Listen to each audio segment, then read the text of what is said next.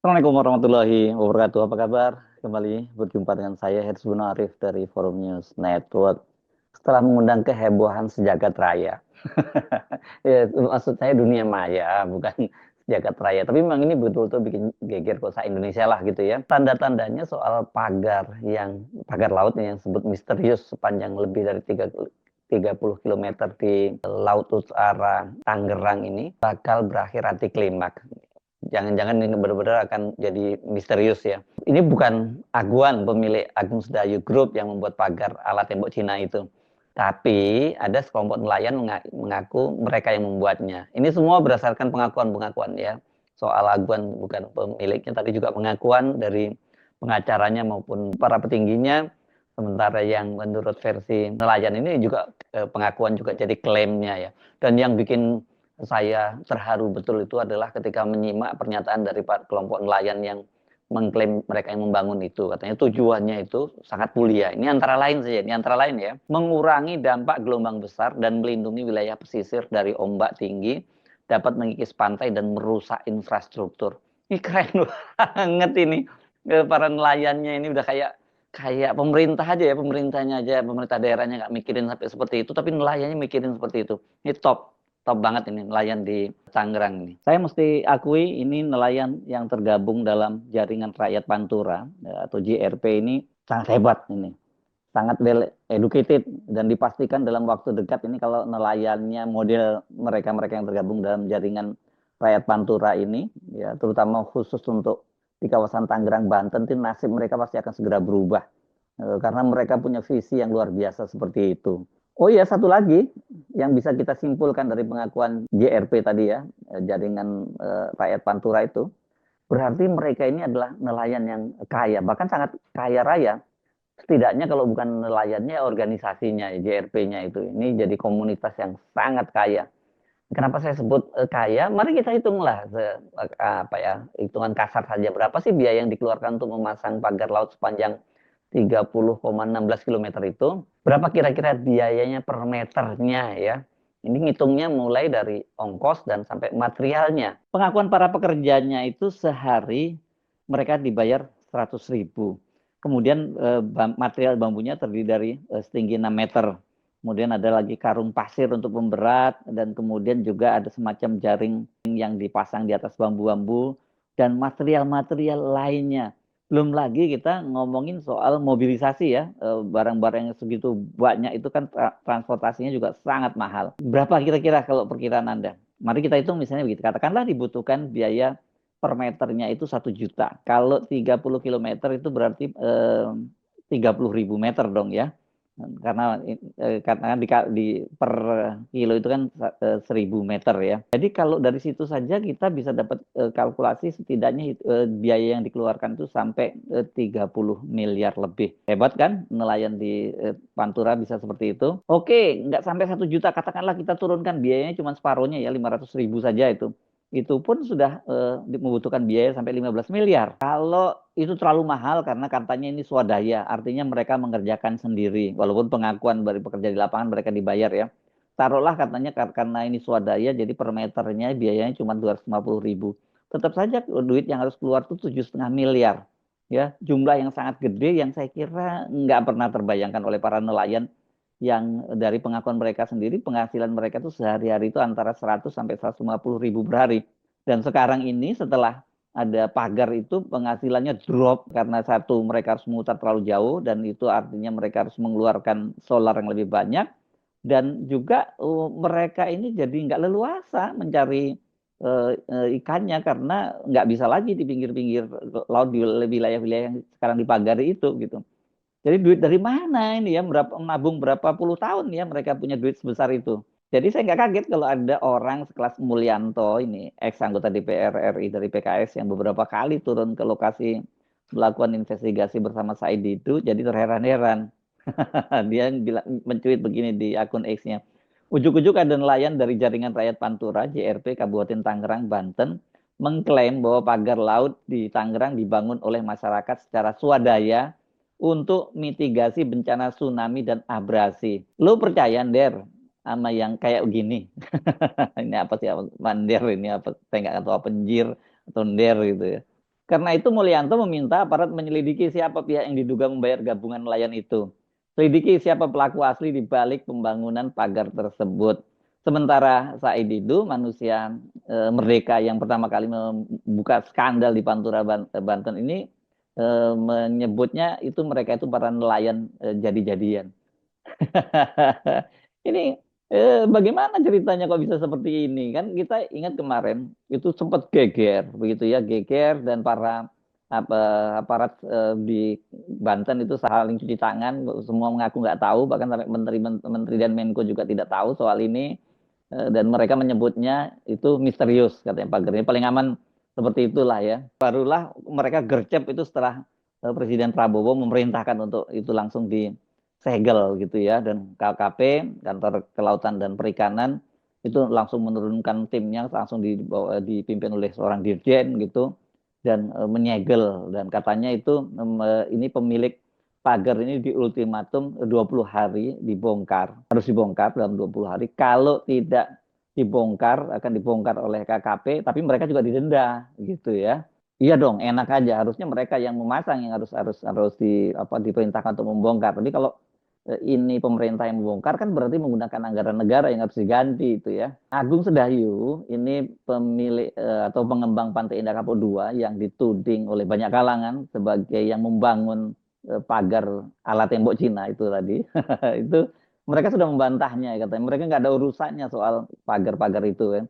Karena mereka kan menyatakan bahwa wilayah kalau disebutnya PSN Pantai Indah Kapuk II kan memang nggak sampai di wilayah Banten ya. Walaupun sekarang ini yang diributkan kenapa wilayahnya sampai meluas, dan yang jadi pertanyaan kalau ini dibantah kenapa yang dipagari kok wilayahnya ini sesuai dengan yang sekarang ini lagi dibebaskan oleh Agung Sedayu Group. Sudahlah, tapi biarin kan mereka kan punya hak jawab, hak untuk membantah soal itu ya.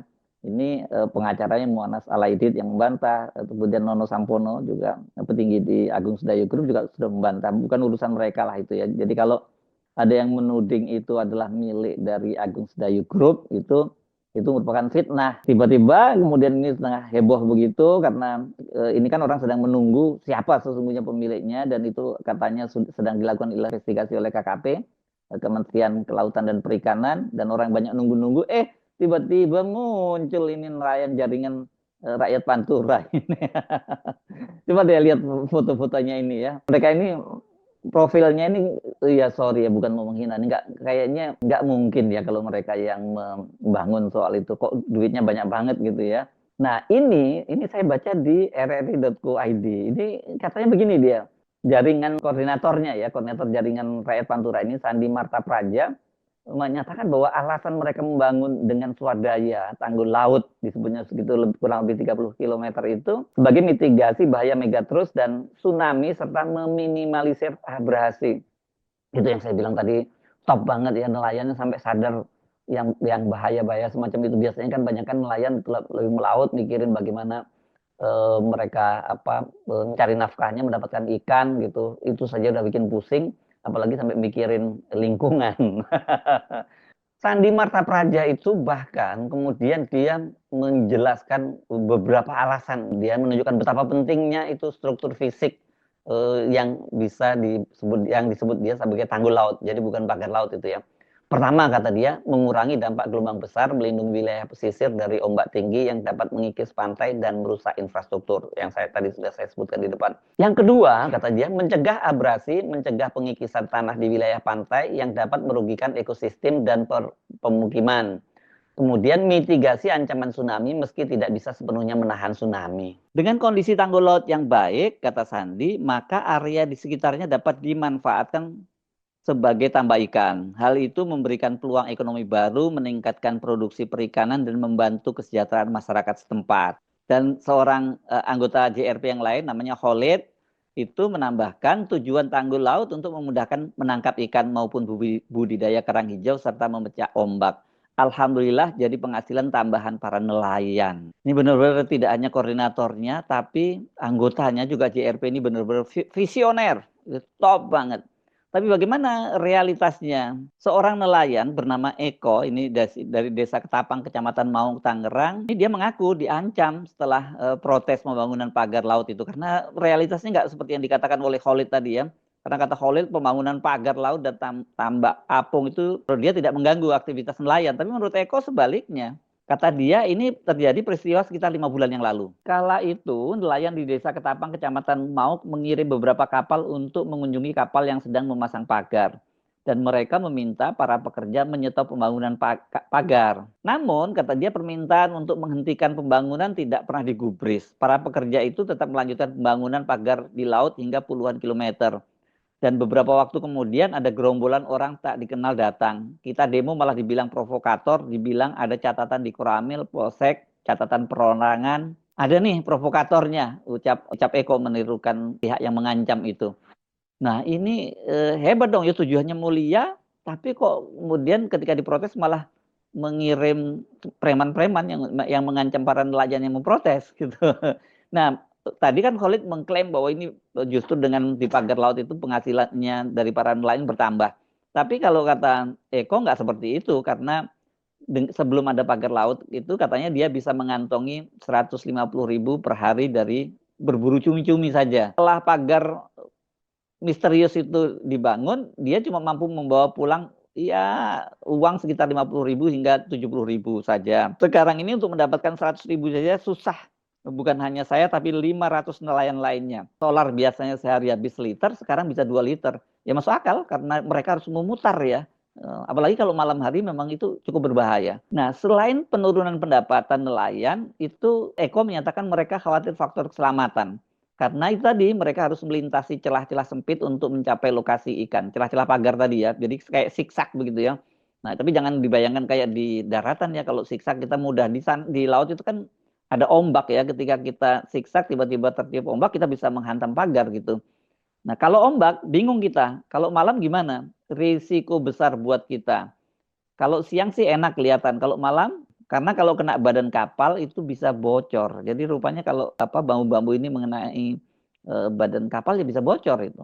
Ini memang luar biasa ya. Jadi rasanya memang nggak masuk akal kalau para nelayan, apalagi jaringan nelayan itu kan salah satu organisasi saja. Kemudian jaringan rakyat Pantura tadi itu mampu membangun infrastruktur raksasa lah kalau untuk ukuran mereka ya. Karena ini kan berdasarkan penjelasan dari Kepala Dinas Kelautan dan Perikanan Provinsi Banten, Eli Susianti, itu mendapatkan informasinya itu sekarang itu sudah 30,16 km. Angka yang 30 tadi itu dari DKP ini ya. Dan itu kata dia 30 km itu membentang dari Desa Muncung hingga Paku Haji di wilayah perairan Kabupaten Tangerang. Dan pagar laut itu katanya ada di 16 kecamatan dengan rincian 3 desa, 16 desa ini ya, bukan di 6 kecamatan 3 desa, kalau tidak salah gitu ya, dengan rincian 16 desa ini. Dengan rincian 3 desa di Kecamatan Krojo, 3 desa di Kecamatan Kemiri, kemudian 4 desa di Kecamatan Mauk, 1 desa di Kecamatan Sukadiri, 3 desa di Kecamatan Paku Haji, dan 2 desa di Kecamatan Teluk Naga. Ya, jadi 16 desa ya.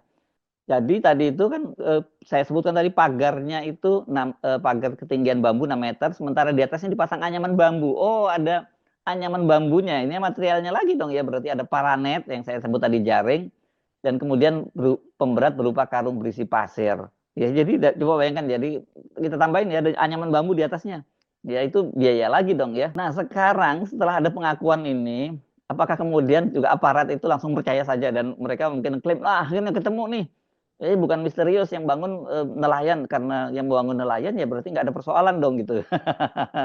Tapi kan seperti dikatakan oleh Kementerian Kelautan dan Perikanan, ini tidak ada izinnya, dan itu jelas itu nggak diperbolehkan semacam itu. Apalagi kalau mereka tadi mengklaim itu ada misi suci, misi agung yang luar biasa tadi, tapi justru yang terjadi malah para nelayan di kawasan itu mengeluhkan, sampai ribuan loh yang mereka mengeluhkan terdampak ini, bukan hanya nelayan tapi juga para pembudidaya ikan petambak tadi.